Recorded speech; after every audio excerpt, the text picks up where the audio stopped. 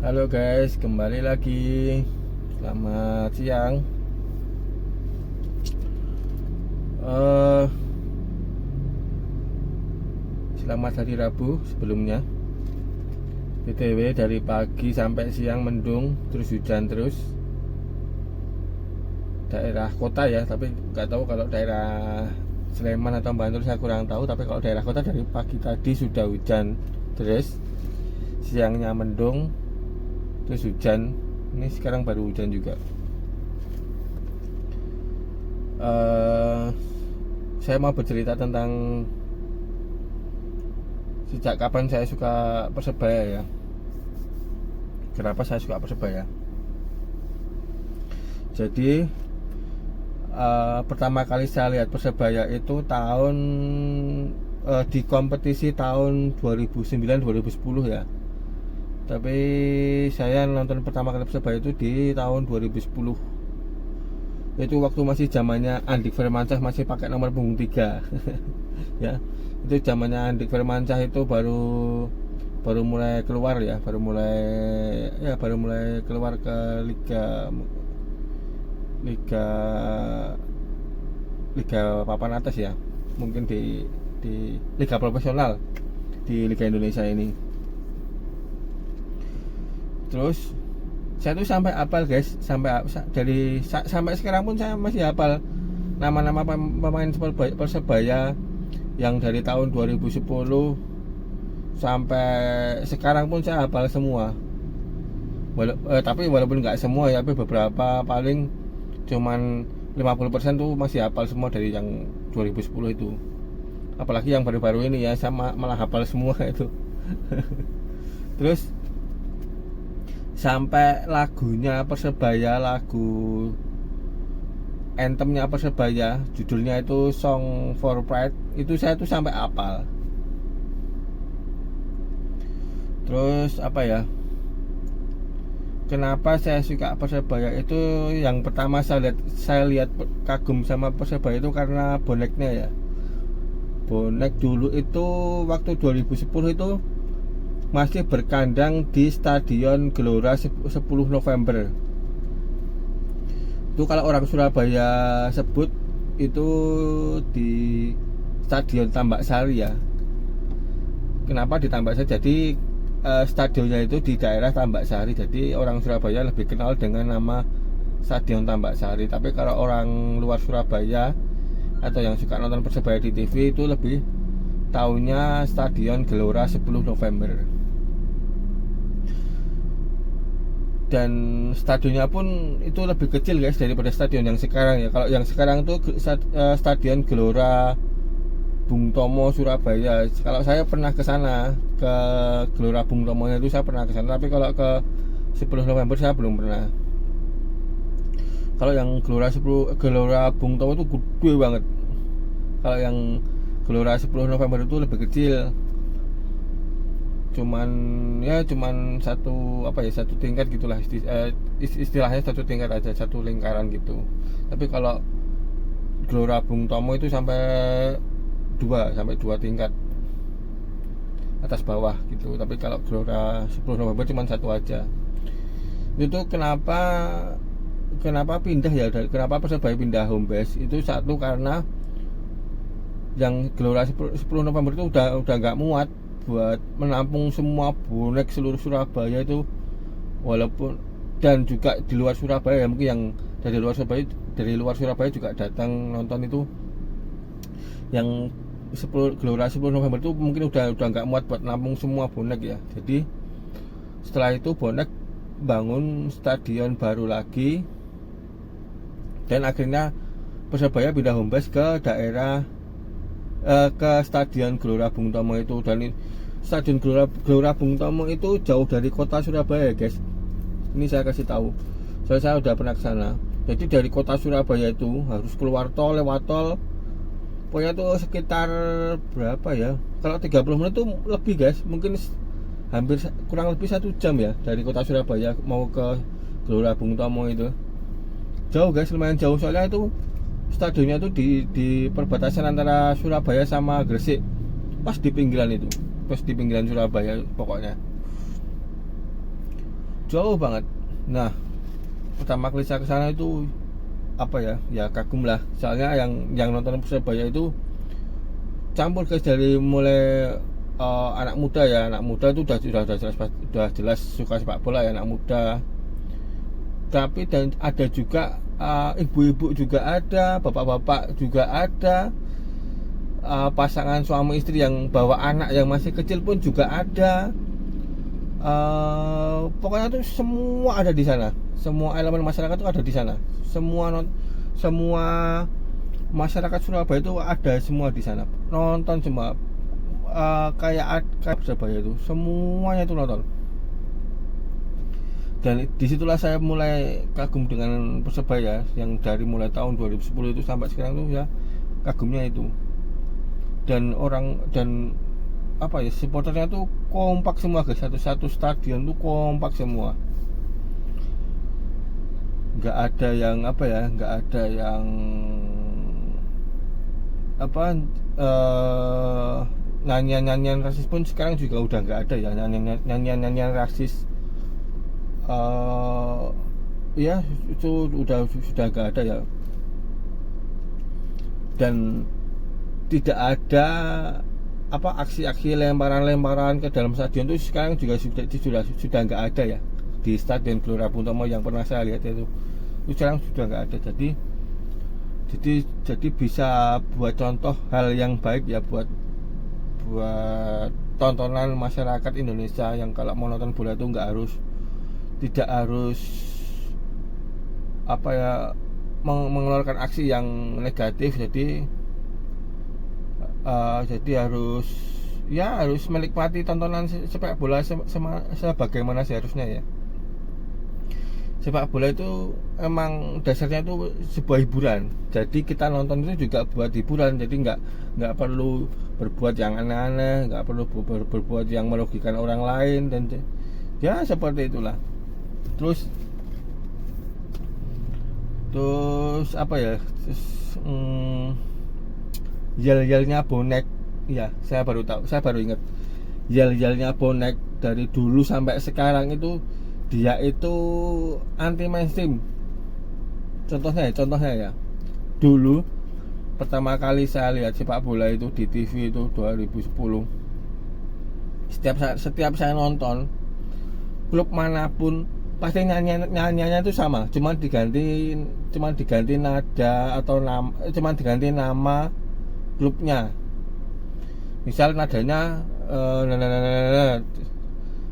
terus cuma diganti aja. Kalau klub yang ini mana, nanti diganti nama ini, cuma diganti nama ini, seperti itu. Tapi kalau Persebaya yang nyanyi itu udah anti mainstream, nyanyian itu anti mainstream. Jadi mereka itu jago bikin lagu-lagu atau yel-yel buat mendukung Persebaya. Jadi nyanyiannya itu ada terus guys, yang baru itu nyanyiannya pasti ada terus, yang baru pasti upgrade nyanyian terus, yang baru itu pasti ada. Misal kita bulan ini nonton Persebaya, pasti kita dengar nyanyian ini. Tapi nanti kita lihat lagi di bulan depan, itu pasti ada nyanyian baru lagi. Dan kita lihat di bulan depan lagi, pasti ada nyanyian baru lagi. Nah, itulah apa ya, bagusnya bonek itu seperti itu. Dia itu kreatif dalam sebuah yel-yel, dalam sebuah aksi yang mendukung Persebaya itu. Dia kreatifnya itu apa ya, ya terbilang sangat-sangat kreatif lah. Koreonya itu juga sangat kreatif, bisa buat menginspirasi seluruh supporter yang di Indonesia ya. Sangat bagus buat dicontoh aksi koreonya itu. Dan juga saya tuh sama apa, masnya bonek aja, yang song forward aja saya apal dari awal sampai akhir kok. Terus apa ya, nama-nama striker Persebaya dari tahun 2010 sampai sekarang pun saya juga masih hafal. Dulu itu kalau striker striker atau penyerang idola saya yang di Persebaya itu satu ya, yang dari saya pertama kali nonton Persebaya itu, pertama itu dulu ada lokal, pemain lokal sih, ada Andi Udang, itu bagus juga di Persebaya. Terus ada yang asing itu ada Ngon Ajam, terus ada Fernando Soler, itu juga bagus juga. Terus yang baru-baru ini, yang baru-baru, bukan baru-baru sekarang ya, baru-baru tahun-tahun, beberapa tahun kemarin, mungkin 3 tahun yang lalu, itu ada juga namanya David da Silva dari Brasil, sekarang main di Persib Bandung. Tapi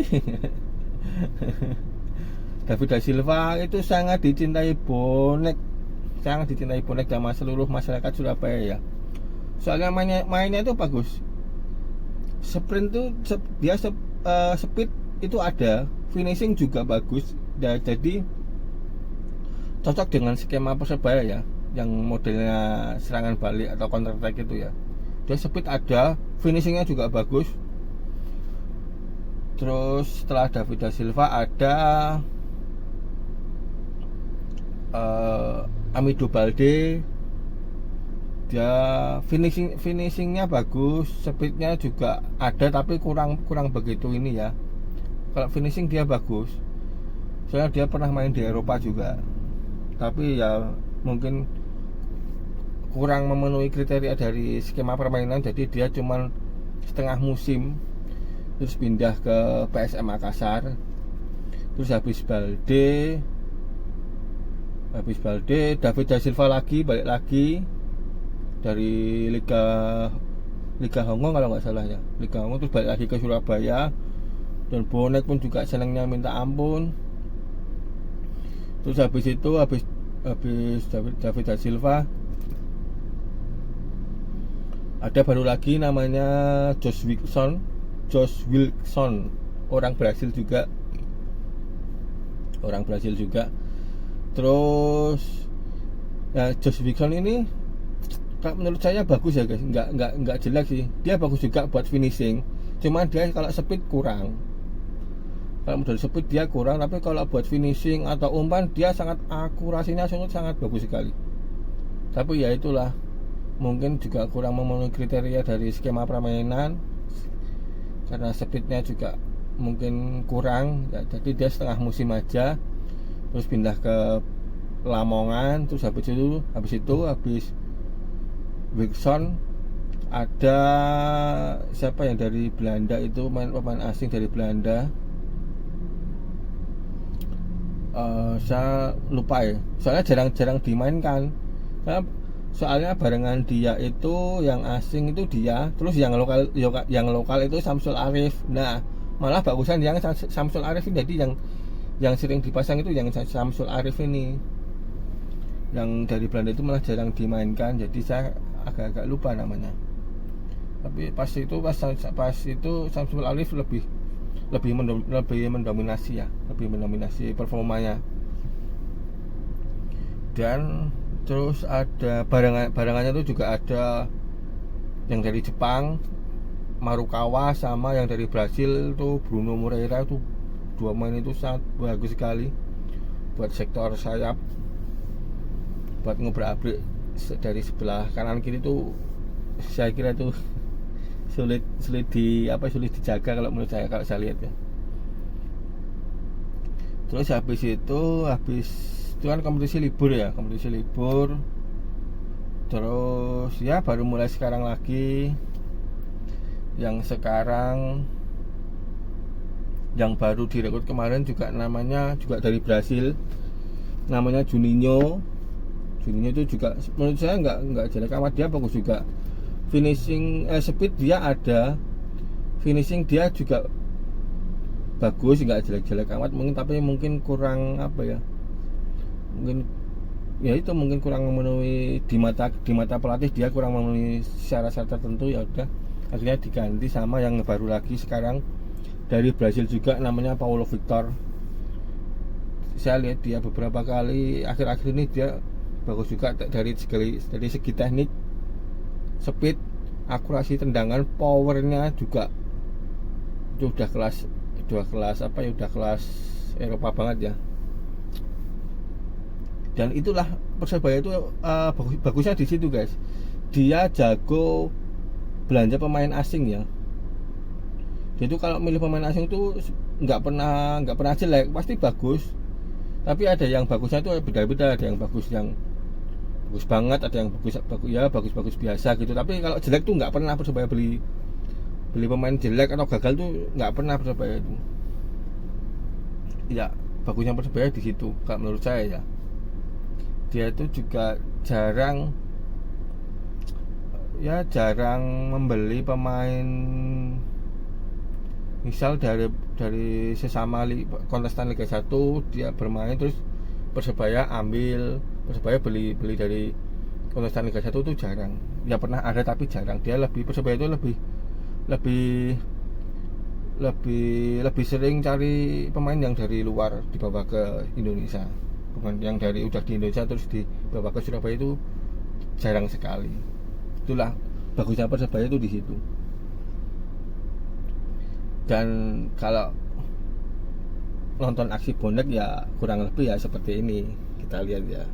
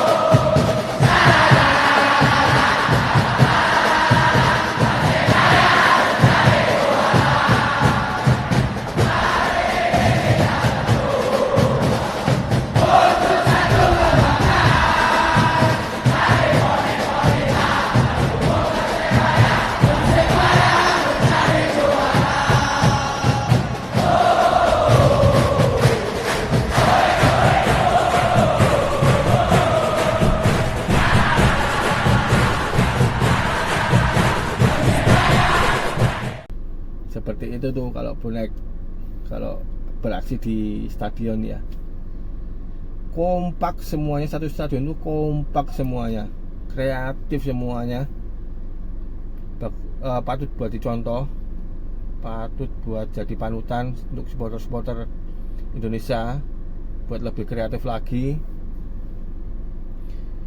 Nonton bola itu tuh tidak harus rusuh, yang penting kita bisa menikmati bola, kita bisa menikmati hiburan.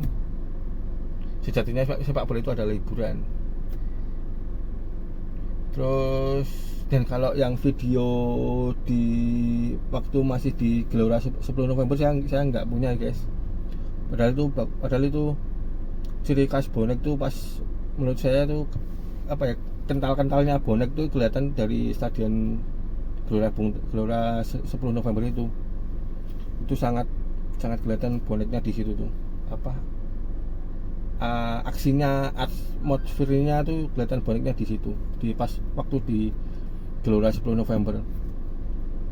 Dan dirijennya itu juga punya ciri khas, dirijennya bonek itu yang waktu di Gelora 10 November itu dia punya ciri khas, rambutnya gimbal, terus pakai rok warna merah, gambarnya kotak-kotak kalau nggak salah ya, seingat saya itu seperti itu.